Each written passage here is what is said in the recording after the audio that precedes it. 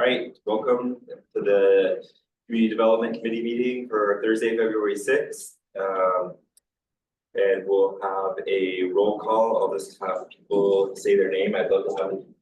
We don't need to, do we, or if you guys want to, it'd be great to have you guys introduce yourselves to us, but we've got. Dan Barrett, Town Councilor. He's on a number of our. I'm on the Orono Economic Development Corporation Board of Directors, and that's who I'm representing. Andy Perkins, I'm just here for fun.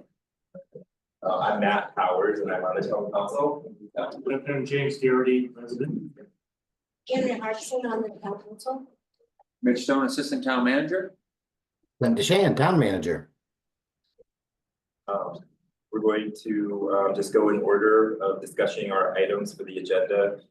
So the first thing we're going to do is just talk real briefly about the town ordinances regarding the neighborhood noise regulations. Sure. We do that first. You want to do the SAMP item first? I guess we could get the SAMP item and then you guys can get. I would. You would say or go. So I guess we'll start with How much? We get an hour. Yeah. Town house closes at 4. Yeah. We want to make sure we get a lot. I think we're going to need at least 20 minutes to talk about the ordinance. Yeah, let's shoot for 20 minutes. Yeah, come sit at the table if you want.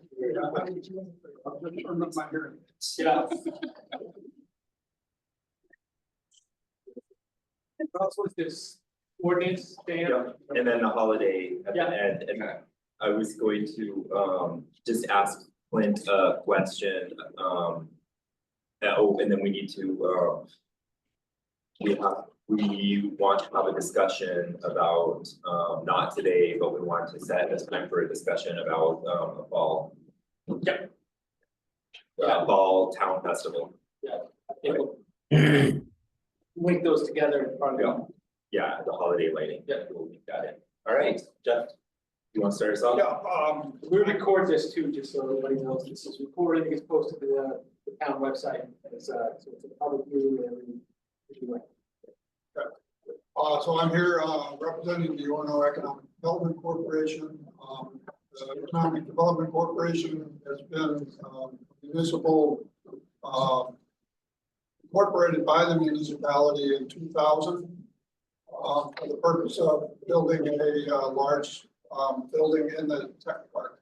The corporation has been involved with the town and different development projects in the town since the year 2000.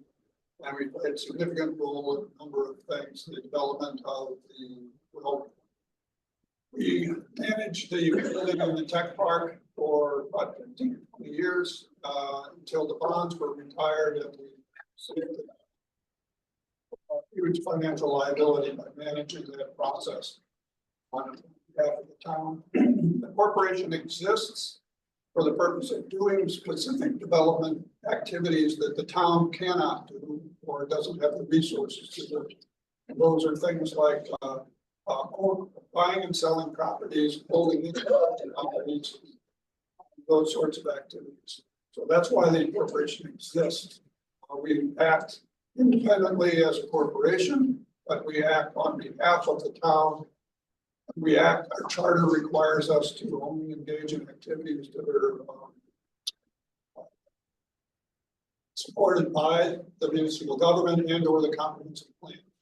So we work under those limitations. We were instrumental in development of the outdoor center out at Taylor Road. That's a nice facility, a big success for the town, and it's an example of a model of how the corporation went in, purchased property, held the property, raised funds to develop the property. Once it was developed, we found an owner to dispose of the property to. In this case, it ended up being the land trust. Land trusts are now the holders of the deed of the property. They own the corporation. There's a no interest loan mortgage, I guess you would call it, to the land trust that the corporation still holds. That's a patient capital concept, so we're not pressing the land trust to give us payments every month or anything like that. they will pay us when they have funds, disposable funds that they can use for purpose. I mentioned that facility in particular because that's the model that the corporation wants to use going forward, is to facilitate commercial and residential development in the community any way that we can. If that involves purchasing property, we will purchase property if we can.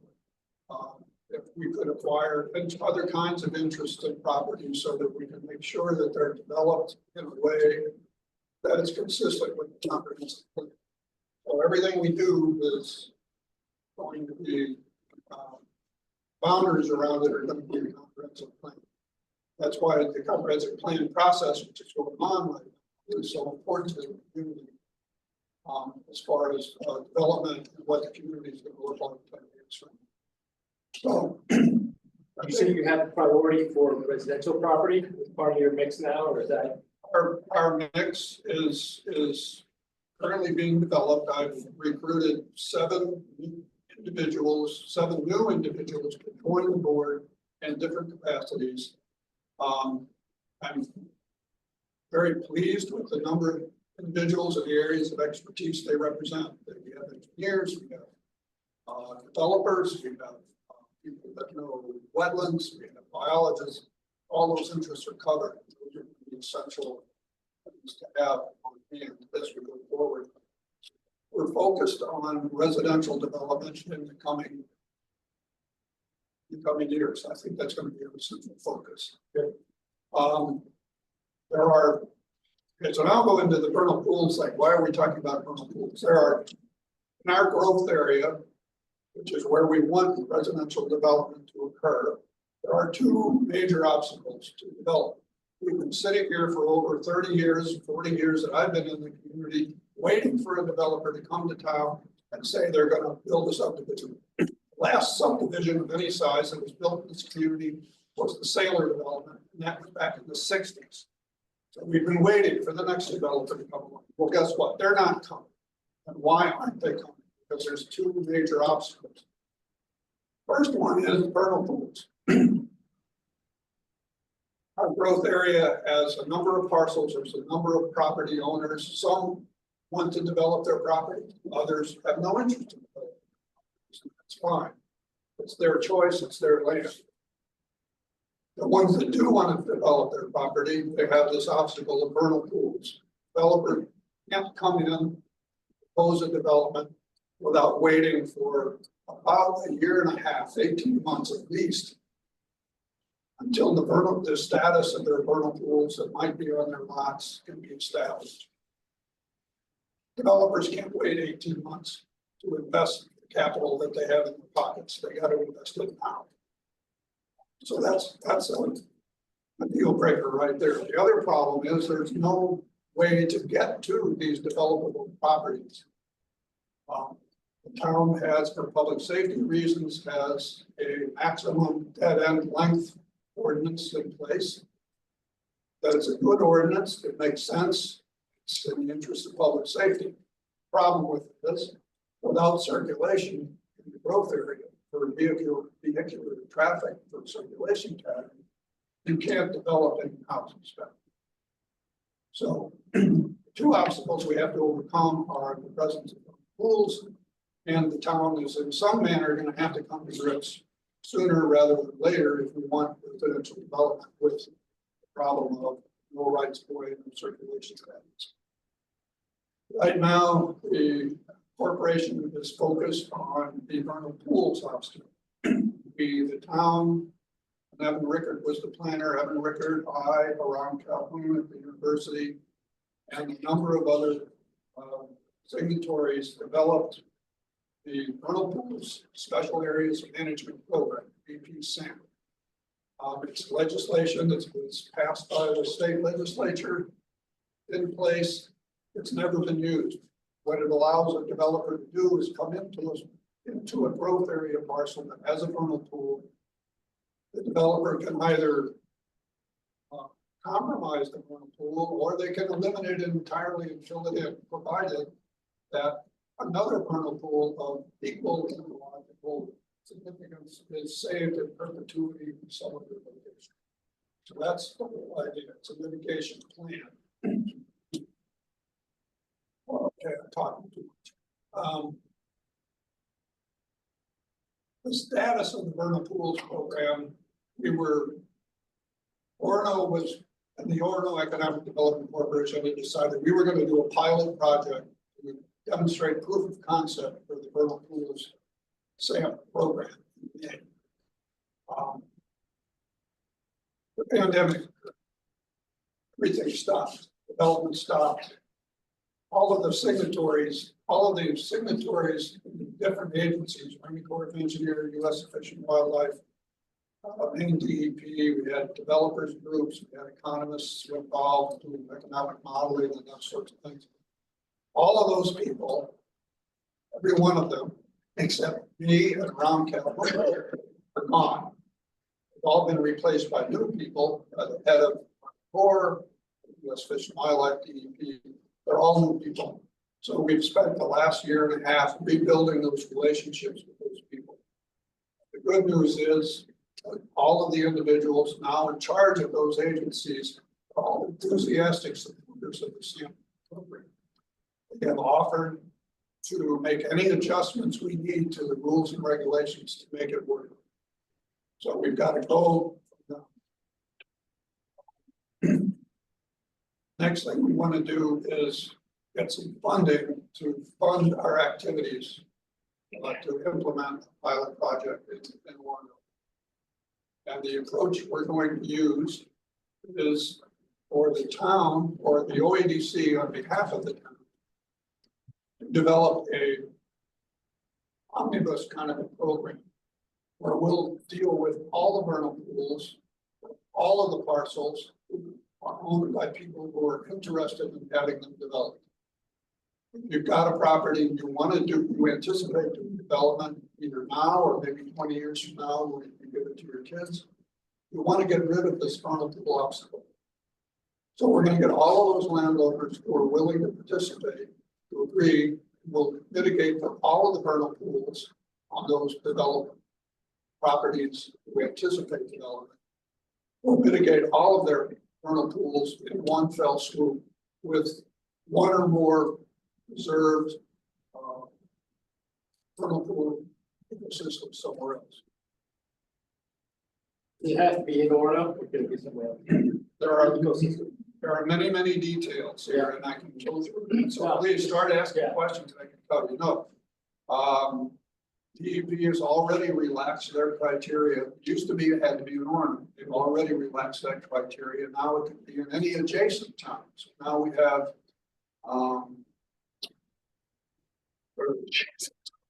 Orono, Old Town, BC, and Bangor, I think, Bangor as well. We can find mitigation properties in any of those communities.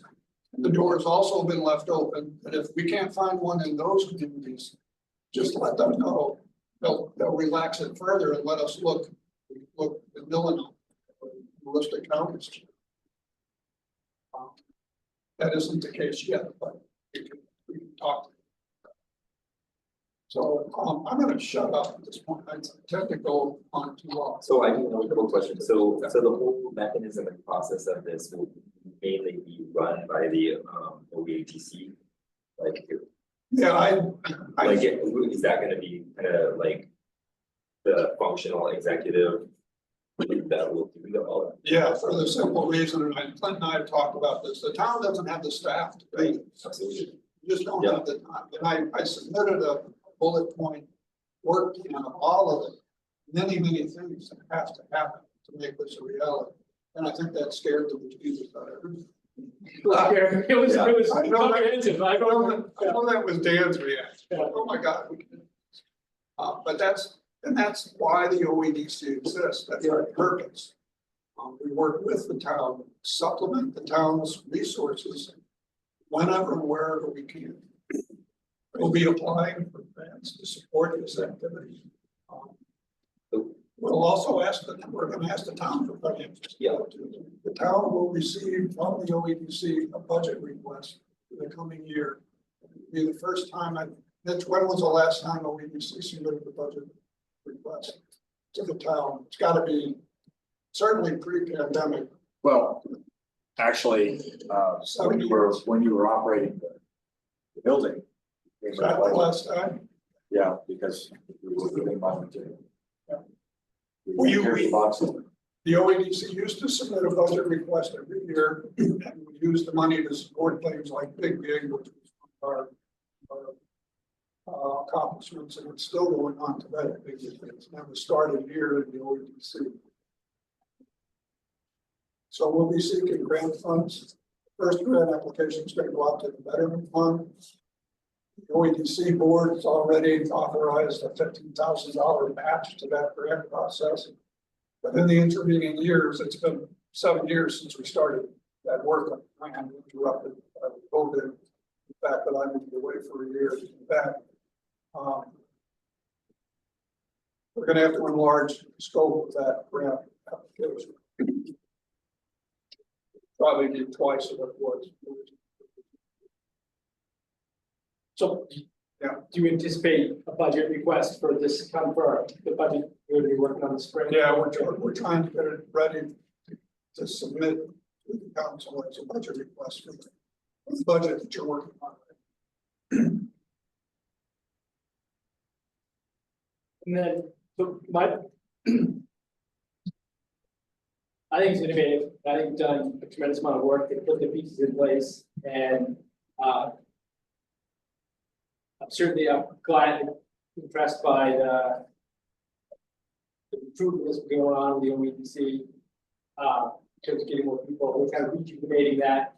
I sense that there's some people who are ready to be, move on from service. And Several of our members have served for over 20 years, and they're tired and they want to be relieved of the responsibilities. Yeah. So I think we also have.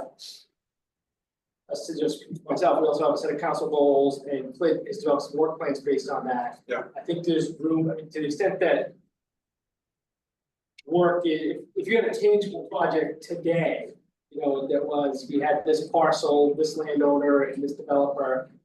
I mean, you could see a way to kick something else off the work plan for this year, but to the extent that you've got a resource request with the understanding that OEDC would be doing more sort of the legwork, I think is much more, for me, that's how I see the town. I want to see the town be a partner with people that have energy and ideas in Orono. I don't want no to be the last word in Orono unless it absolutely has to be. So I like the idea of, I'm more to the idea of taking a look at a request and then knowing that there'll be the town will be informed of the work you're doing, and when the time is right, have to step in and do. And I do you have people that you think are interested already? Have you like landowners? Yeah, I know of several landowners who want to develop their properties, but unable to. Because so of this would be something that would, access restrictions or. so we already have people that would be wanting to sign up for this if it was available. Yeah, one of the things we'll have to do in the coming year is to make the initial approach to the parcel owners. Yeah. The way that I'm gonna advocate, the decision for the board to make, but the way I'm gonna advocate to approach that is to contact every landowner of undeveloped land in the growth area and just make the simple question. What is your intent about your property? We're not forcing anybody, we're not trying to convince anybody to do anything. It's just, what is your intent? You own this property, you're paying taxes on it. You've owned it for 50 years in some cases. What is your intent with the property in terms of residential development or commercial development? It'll come from OEDC. It will come from OEDC. Yeah. And however, I mean, in the past, the OEDC has been completely open and transparent with the town about what we're doing. We wouldn't do anything. I don't believe the board would do anything that the town was against having them. that wouldn't be in Sure. benefit of anybody.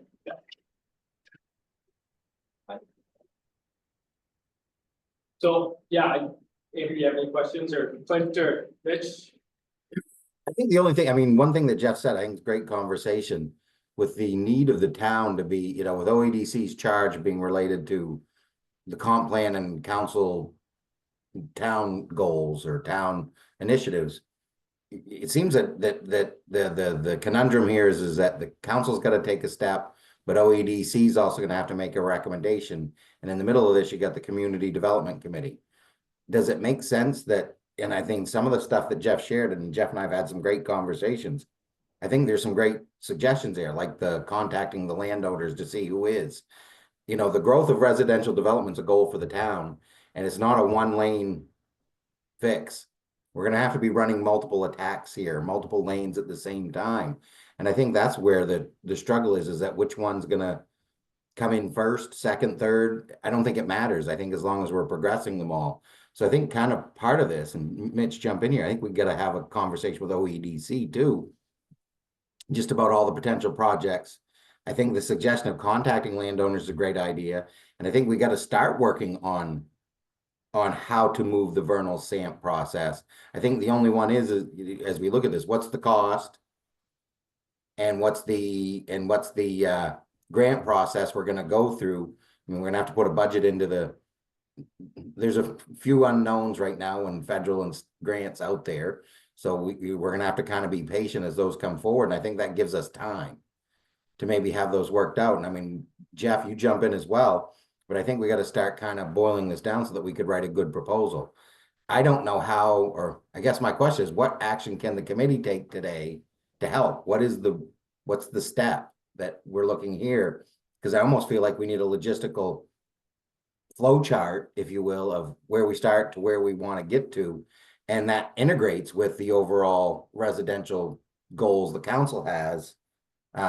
Because there's, I mean, nothing for public consumption. We have one plan, you know, one residential subdivision in front of the town right now that's new. And I mean, that's going through that process, and that may take quite a few more months to get to someplace. But what other projects could we bring forward or might be coming forward? What happens if 3 projects come in tomorrow and the vernal pool SAMP isn't needed? And hypothetically speaking, you know, I don't think we stop the vernal pool SAMP process. I think we just got to be aware that other projects may come forward that don't need that or are ready to go, quote unquote. Yeah, I think, I like the idea of, I don't know, I don't want to speak to if the town's done any of this outreach in the past, Mitch, in terms of reaching out to these landowners. I don't know if it's been anything recent in terms of, hey, this is, we've made some changes to some of the ordinances last year, right? In terms of how much, what the space requirements were, I think. Yeah, a little bit. I mean, Yeah. we have not actively reached out from things have changed. Are you interested in developing your property standpoint? And if I remember correctly, we did start trying to reach out to landowners pre-pandemic or right after the pandemic. It just wasn't working at the time. I don't want to derail. You asked me a question, but I wanted to follow up on what Clint said. And I said, I think that it might be helpful for Clint and I to go speak with OEDC to talk about what projects are out there, what potential projects are out there, and start looking at a way that we can look at this en masse to say, okay, does it make sense? Where does it make sense to look at the effort being put forth? I think there are some opportunities, and right now it's kind of been a shotgun approach to, well, whoever, oh my gosh, it's all out there, maybe something will come. But I think we need to focus that a little bit and kind of come up with a plan on how we're gonna dig in, whether it's with the SAMP because we know that some of those properties have this, or whether it's because, hey, this is right in front of us today and there's some opportunity that we need to move on, type of thing. I think that's the first step. And I think that's, yeah, to jump on, as you said that, I agree. This isn't all by itself. This isn't like this. If we do this, it's going to work. It's not on its own. We need to fit it into everything we're doing so that it's cohesive. And I think that's where Jeff and I have been, we're getting close to it in some of the meetings we've had. I think we've got another meeting scheduled. But I mean, I don't want to lose sight of this. Jeff, what's the action step? Because I'm not clear on this, that maybe the committee could have or take back to the council. I'm wondering if it's as simple as this committee comes back and says, you know, we've spent 7 years as a town working on this process. It's time to keep continuing. There's continues to be struggles, and we're supportive of OEDC as it goes forward. Please present us requests as needed kind of situation, because there isn't a request yet, or is there? I don't think there is, Jeff, or I would have heard it by now, I would have thought. There may be some need for funding, there may be needs for other things, but we don't have it yet. It sounds like you were saying you're gonna come with a budget request, which would be a request based on the SAM program, so that would, It's gonna be. Yeah. For SAMP, it's also gonna be for other initiatives that the corporation is gonna be involved in the coming year, so. right, and I think probably it makes sense for us to have a conversation with OEDC prior to that, so that those things can align and you're not. We're not going in 100 different directions. Well, to speak to that, our annual meeting is gonna be on, the corporation's annual meeting is gonna be on February 20th. But it's a 2-part meeting. The annual meeting is required to be open to the public. So you don't wanna talk about real estate in the public part of the meeting. The following that is the working meeting of the corporation. And there we can discuss those things, in a confidential way, but they need to be discussed. The other things that the corporation is going to be involved in the coming year that we will be asking our budget request for is to get an intern hired from the university to do a historical monograph of development in Orono since the Sailor development. The Sailor development was the last subdivision development that occurred in town at a scale. That was in the 60s. What has happened in Orono development-wise, both commercial and residential, since that time? In the comprehensive plan process, the meetings that I've been to, we have no institutional memory any longer in town. The people that were involved in all these things are gone. There's me. And people get tired of listening to me. So I think for the purposes of moving the comprehensive plan along in an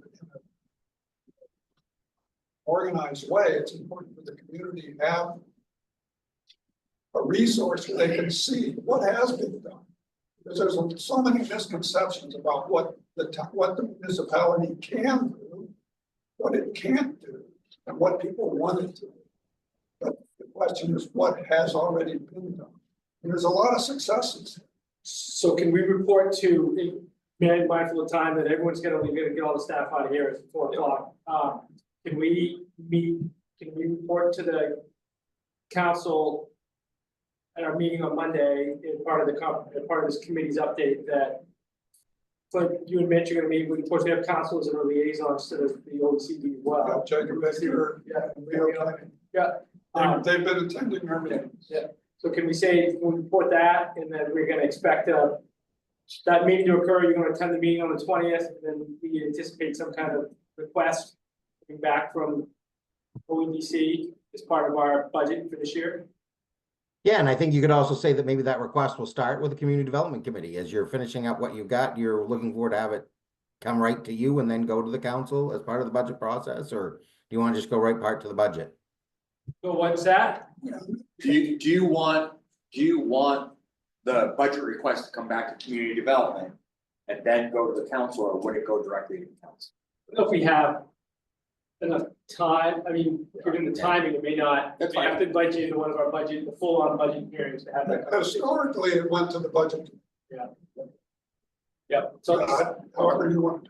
it could be Matt's guess at budget. And it might need to be quicker than you think, because I think this feels like a reserve project, and if it's reserves, it's capital improvement plan, in my opinion. Okay, So I'll work with, I think we're good. I think there's a great outcome. I mean, we all know the benefit of this project and the needs. So let's get OEDC for, with a green light that reports out from this committee that, we're waiting to see it. And I mean, we can't commit the council to a vote on the budget in advance, but we want to see it. So yeah, let's go get it. I do think, I do hope there is consideration of how this could be a collaborative outreach to the landowners in terms of, hey, this is what Orono, Orono wants you, this land has got a lot of community value. If you've got an interest in doing something, Orono has, we've got. I think this is a great time to do it because it's as part of the comprehensive plan, we can be like, these are the values we are putting forth within the community if you, and so we just want you to know because you have that land. Yeah. And we need to see more housing, but you can do whatever you want with it, but if you aren't interested, we want to work with you to move this along. If there's roadblocks, we want to take those roadblocks down, right? I think that's the whole point of the VAM and the SAMP, and also saying that we need roads and all of that, and I think we're committed to trying to move as many roadblocks as we can to move the comprehensive plan values along, and one of those is residential housing. So I think this is a good time for all that. Thank you. Great, thanks. Cool. All right. Thank So- you. I'm gonna stick around because Yeah. I'm also interested in your next stuff. All right, All right. please do, Eric, welcome, Steph. So I think we'll go back next, we'll go back to the town ordinance regarding neighborhood noise regulations, rental, and I'm gonna ask the other two council members here, do you think we can wrap that up to just give a little in a meeting coming up that we can tell them what this community has? I do, I do too. I framed out it's okay with you? Yeah. Hand these around? Please pass it around. I framed out, I didn't finish it, but I framed out some thoughts in terms of what it could look like, and I think we'd be okay if we agree. Just for us to talk about it today, and then. Yep. I could, spend some time on it over the weekend and have it ready for Monday. We won't have it done, sorry, wait, I can email it to you, I guess. But we saved time in the agenda on Monday, at Monday's meeting for a longer presentation. So we've got both the regular committee updates where we'll talk about the same thing we just talked about.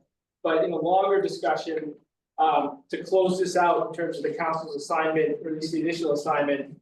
And if you're okay, Matt, I'm just gonna walk you through this. Seeing we had,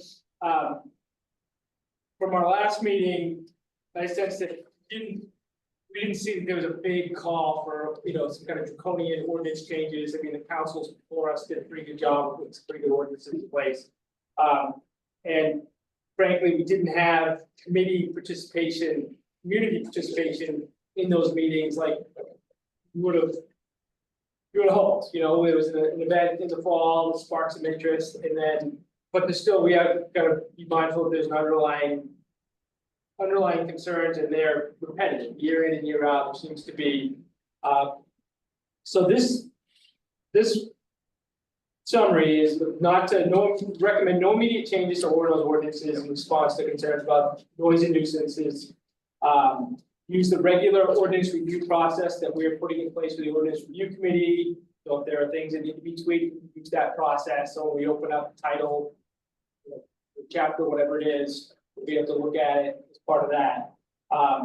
But then update the council on the work that we did, and the data we got from, in the back here is back at the second page is a high level of the data we got from the police chief, from Dan Merrill.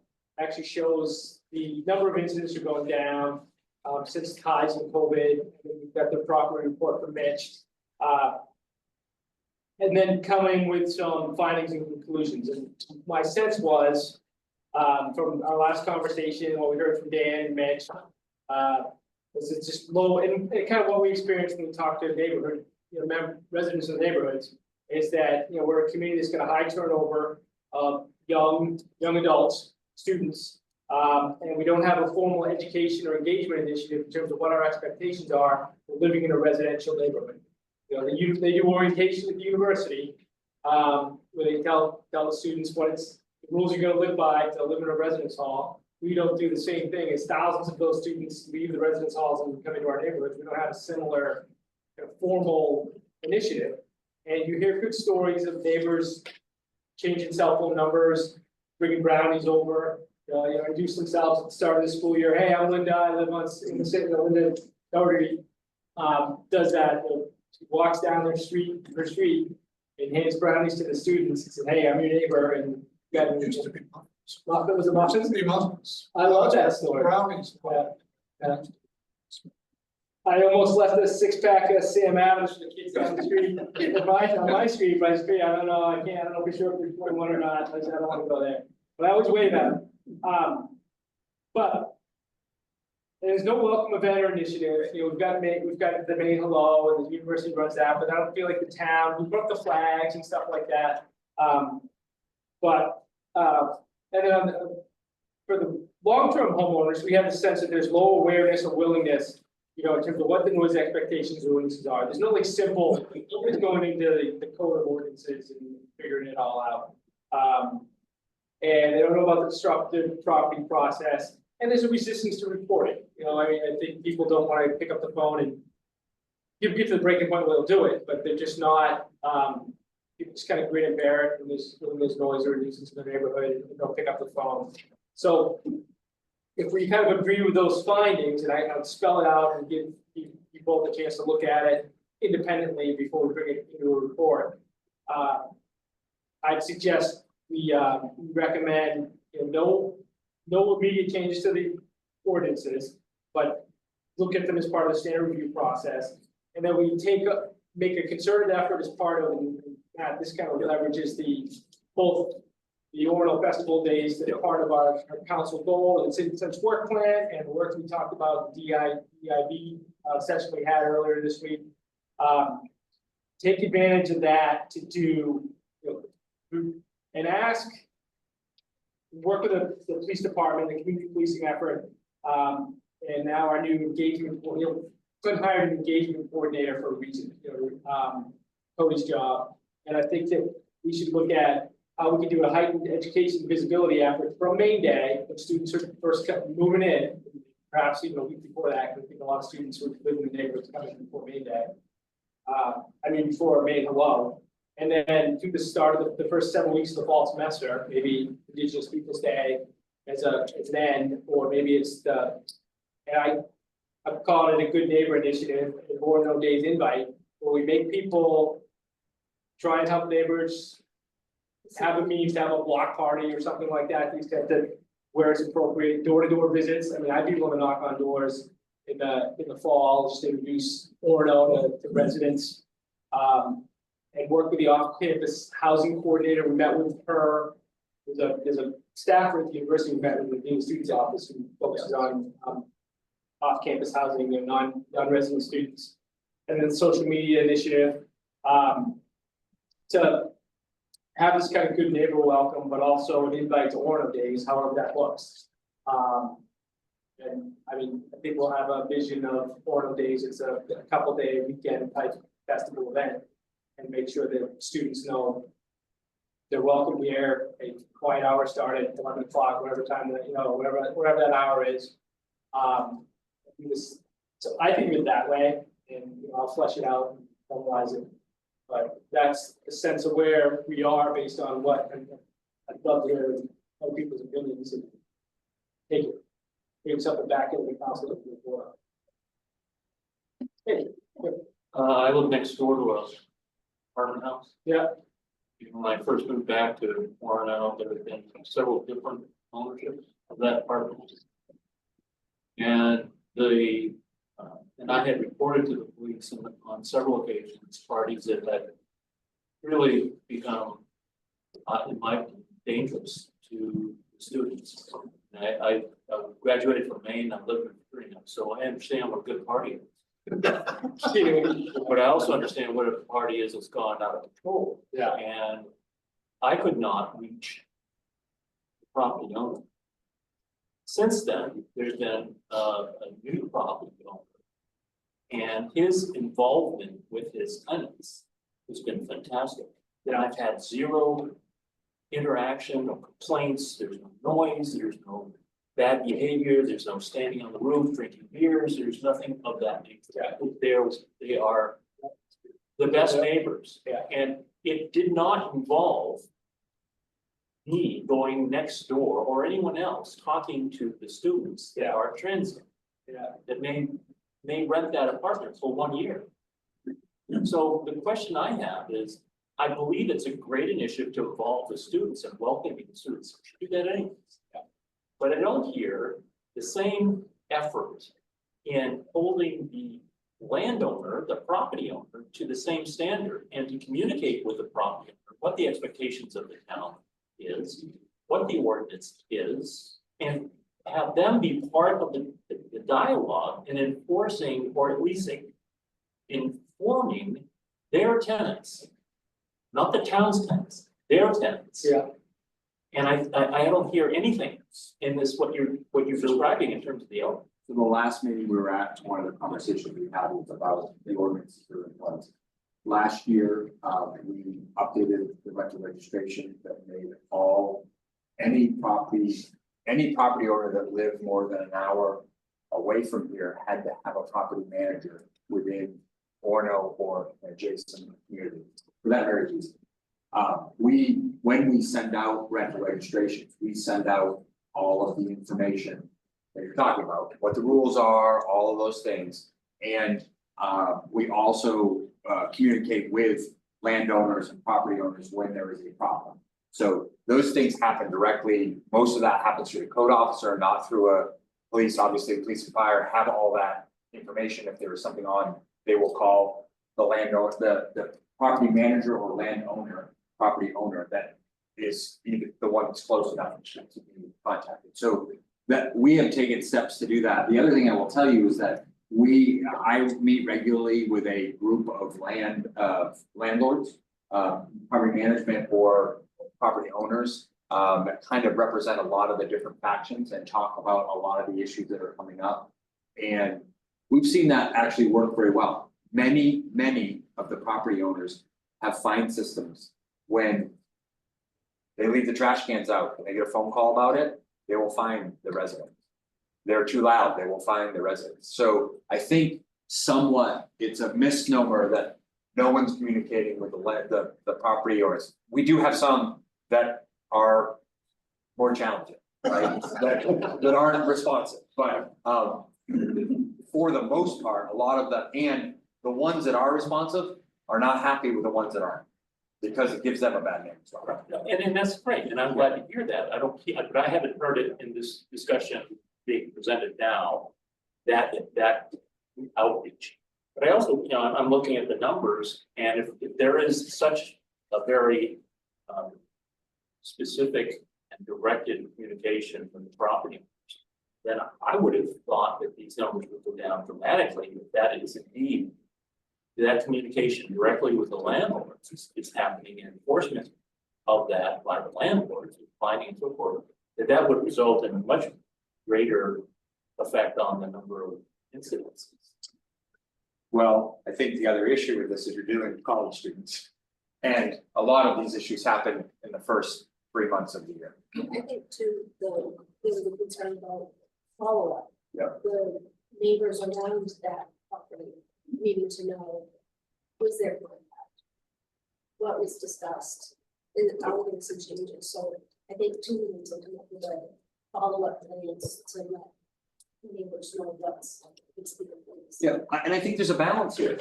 You're not if I as an adult rent an apartment. And I do something wrong. Because I'm adult. We don't have any conversation about, well, why aren't you talking to me because he did something wrong?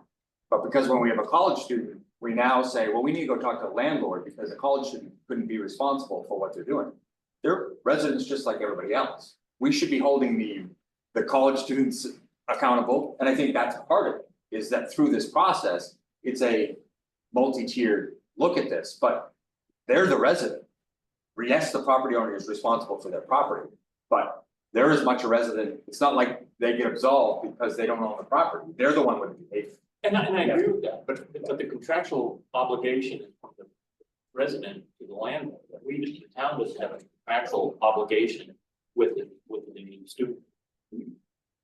That's between the landlord and the student, and therefore enforcing the language in that contractual obligation is the landlord's responsibility.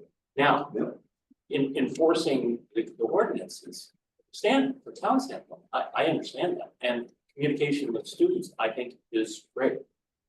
And it might be necessary.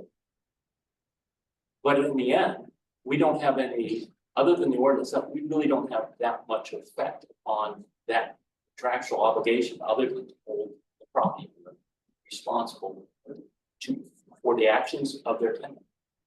And I think James is exactly right, and to speak to Andrew's point, I think it would be useful.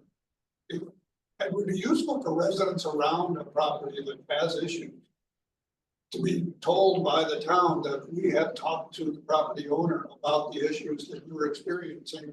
And we've told them this and this and this, and they have to respond in these ways, so if the residents know that that action is being taken, that would be extremely comforting. And So what I can tell you is if there is a complaint, we respond to the complaint. Right, so if somebody lodges a complaint and says, this is what's going on at this property. And we check into it, and then we call them back and said, we've talked to them, this is what we're doing, this is what happened. We don't call every resident around to tell them, we would respond to the person that's talked to us.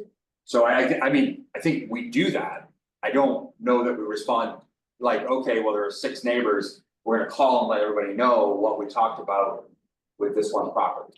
And I'm not, I don't know how comfortable I am with it, with that, if somebody had called us. We have a process established for when somebody takes out a building permit to fill in a driveway or something.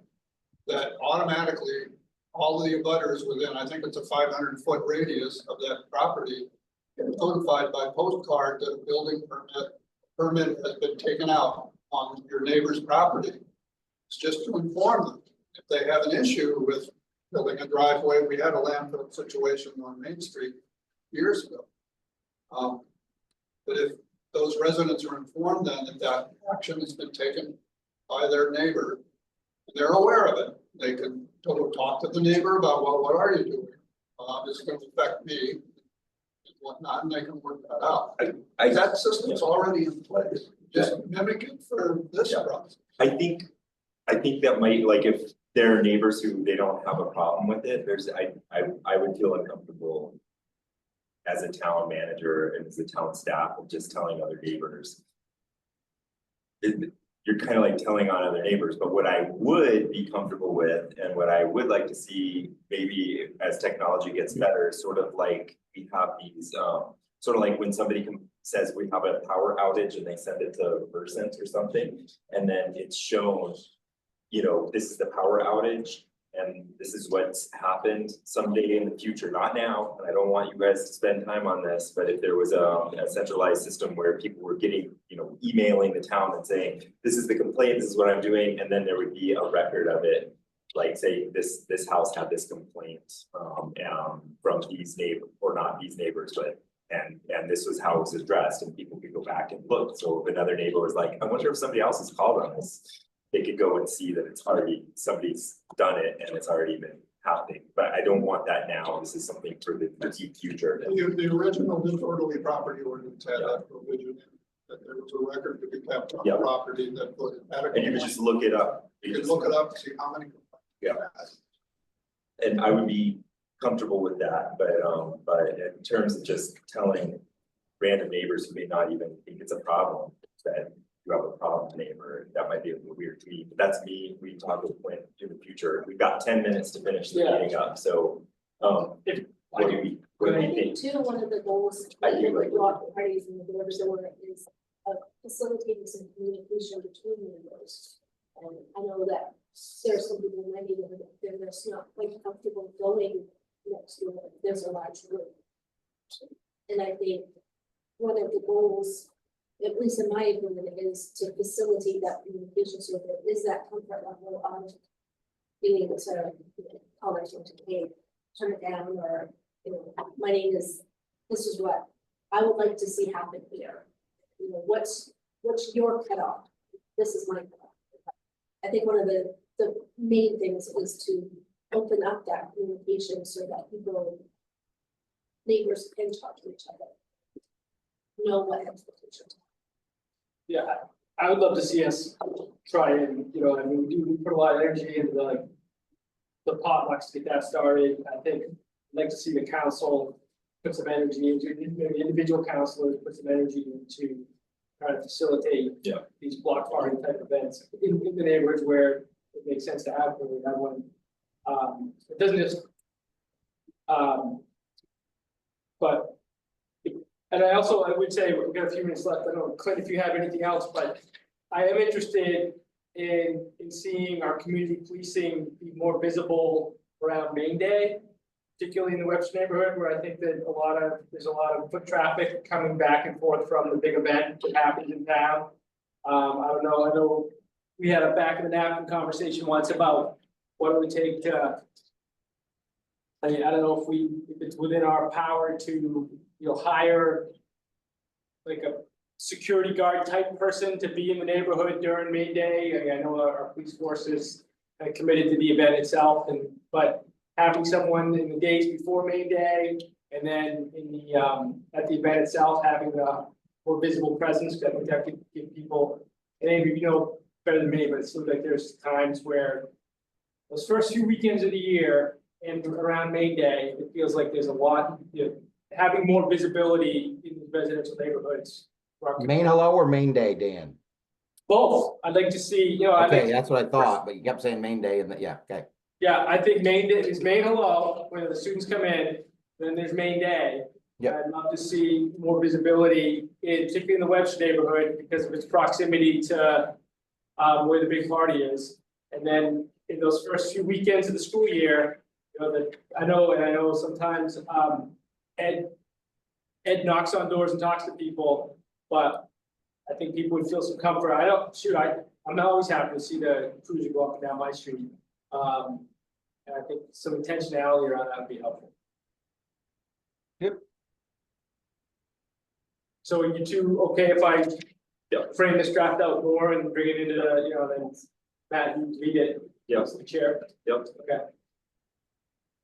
All right, so we have the one last item is a request to reinstate some sort, not reinstate because there's already something there, but we used to have a big tree lighting when we had the whole, what was it, the Orono motel, was it, or hotel, I can't remember. University Suites. Yeah, that was it, University Suites, and they had that beautiful big tree before it got blown over, and we would light that up. We'd light that up and everybody would come and we would sing, and then we would walk to downtown and it was amazing. And one, that business no longer exists, two, the tree no longer exists. We still do something, right, Mitch, in the winter, and it's pretty. We focus mostly on the Trail of Lights, and this year, UCU, well, last year they started, but UCU has been putting the tree up in front of there. That was very nice. And we had conversations, this year was a little bit of a jumble because we were short-staffed and moving into the year, but the conversation is about growing that kind of out. Out from, I love it. where it was, you've got this great thing that happens multiple nights. One of the things that we found is there are some challenges and bang for your buck. When you do a one night or one time event from this time to this time, you get a lot of people, I can't come, I can't do this. The lights being at your leisure, is helpful in having that. But I certainly think one of the things we talked about was coordinating that a little bit better, maybe having some kickoff events or some events that are attached to a weekend or a special night that attach to these around that and growing. So, I mean, I think that's part of our conversation already. And I think having it there and reinventing the wheel doesn't make a lot of sense. So how do we partner? And I can tell you, the events that we did there, we talked about them in pods. So everything that happened at the University Inn and Suites, they did.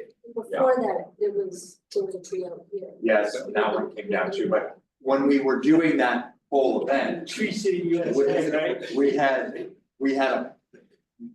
University and Suites did the event there. We had a different group that dealt with the caroling. We had a different group that dealt with the downtown. So it was like, this is kind of that model that works because we kind of spread that out, and if one isn't there, it doesn't ruin the whole event. It just, we have to adjust it a little bit. So I think that's been part of our conversation all along and starting a little earlier with the Francis family. With UCU and looking at what other things can we do to work through that and grow. Yeah, how we could involve some of the other businesses with the decorating of their buildings too. Okay, and then we also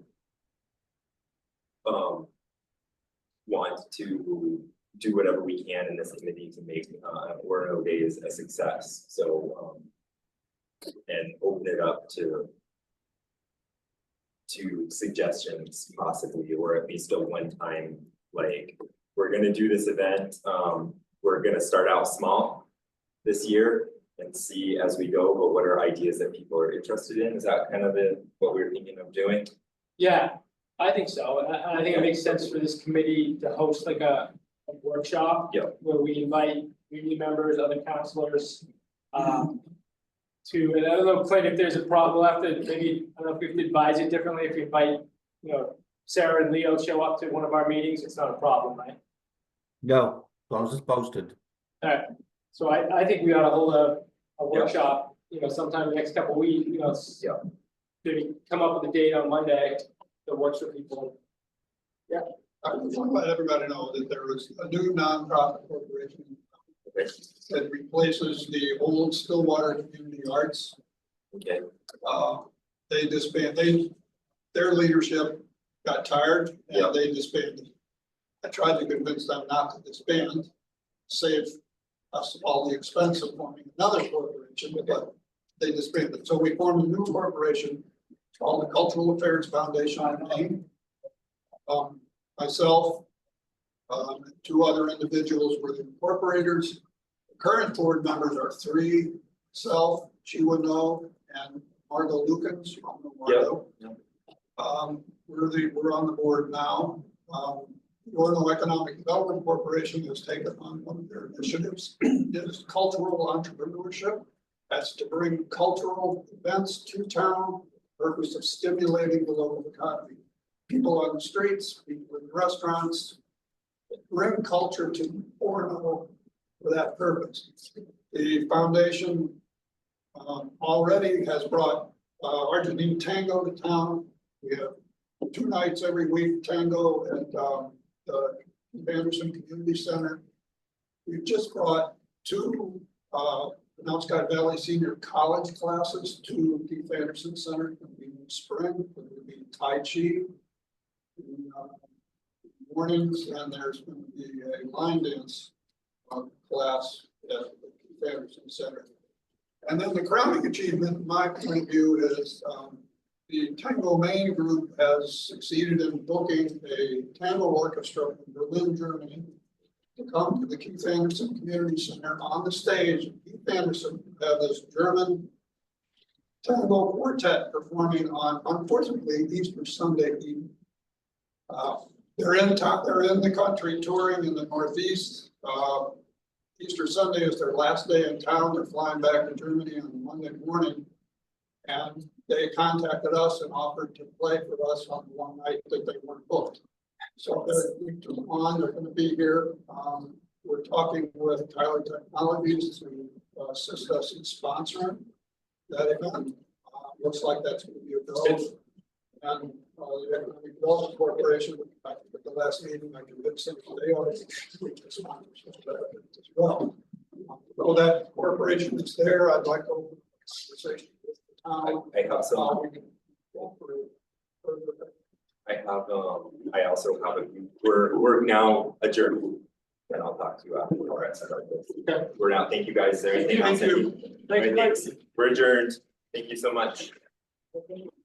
See you, Clint. All right, see ya. Thank you guys for coming. Jeff. There are